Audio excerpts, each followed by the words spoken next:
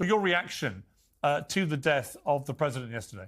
Obviously, everyone that I know is in mourning. He was a very popular figure. He was a very humble person, very different from the description that you gave. He worked very hard for the deprived, the working class, the disenfranchised. He traveled from city to city, from town to town. He was constantly visiting the different provinces. And that's why he was so popular among, especially, as I said, the more disenfranchised and middle class, lower middle class Iranians. Obviously, what you're saying is inaccurate, to say the least. I would say the butchers are in London, in Washington, the people who destroyed Iraq, Afghanistan, Yemen during the disgraceful genocide there, the dirty war in Syria, the destruction of Libya, the sanctions on Venezuela and Cuba.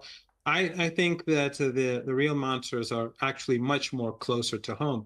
He wasn't executing people. He was in the judiciary at the time, and the people who you're alluding to, and the numbers are far less than what you claim, they're actually, this is something that your government should be ashamed of. These are people who fought against Iran. They fought for Saddam Hussein as foot soldiers. They betrayed the country.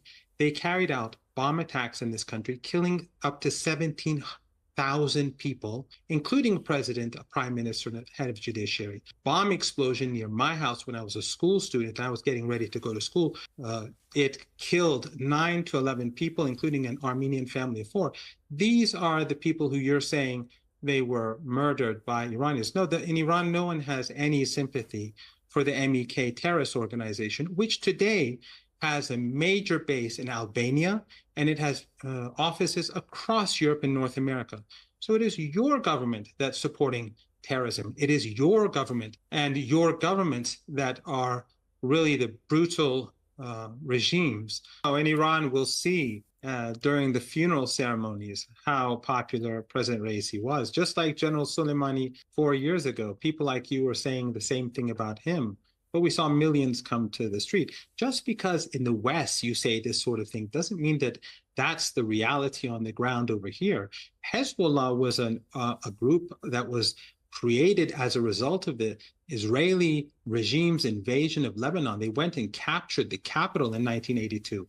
Hezbollah was created as a result of this illegitimate and brutal occupation. They expelled brutal apartheid ethno-supremacist regime from Lebanon.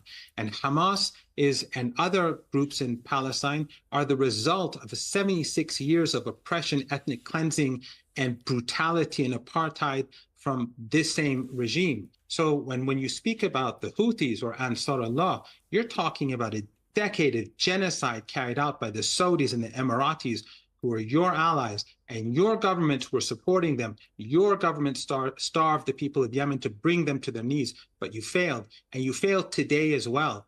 So no, you cannot blame the victims. 9/11, we were told that Al-Qaeda carried out the attacks on the Twin Towers. Who was Al-Qaeda? They were working with you in Afghanistan. And then 10 years later in Syria and in Libya, Al-Qaeda was cooperating with you. We have an email from Jake Sullivan, February the 12th, 2012, where he sent to Hillary Clinton, where he said, in Syria, Al-Qaeda is on our side. The dirty war in Syria, the dirty war in Libya is yours. These are your crimes, and you cannot escape from it. So we are the victims, and your ugly empire is guilty as it is guilty in the genocide today in Gaza.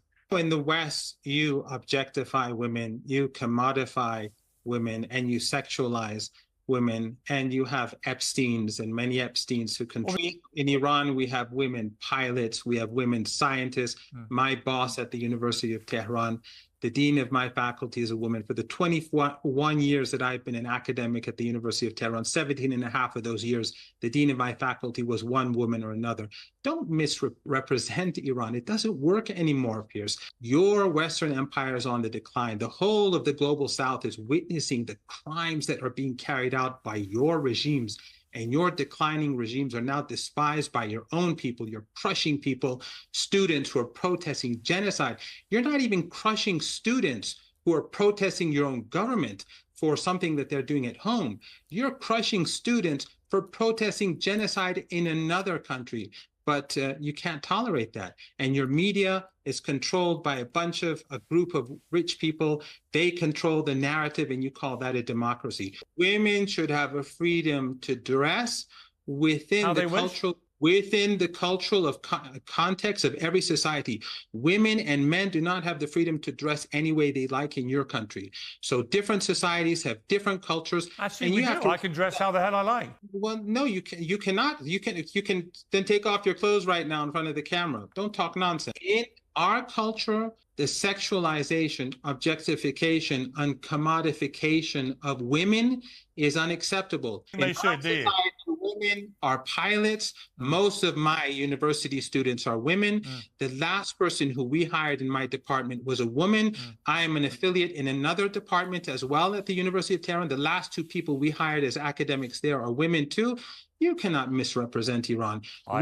Because in the West, increasingly, women who have hijab are being sidelined. They're losing their jobs, whether it's in France, whether it's in England, and in other parts of Europe. So don't pretend that this is not the case. But in any case, women in Iran, whether they wear a headscarf or not, most of the university students in Iran are women, and women in Iran know how to deal with their rights much better than you. We don't need you, your government. You have never been to Iran. No. You know nothing about Iran. But I know many people who have. No, you've never been to Iran. And last time you came on this program, you tried to pretend that the regime has the widespread support of Iranian people. It doesn't.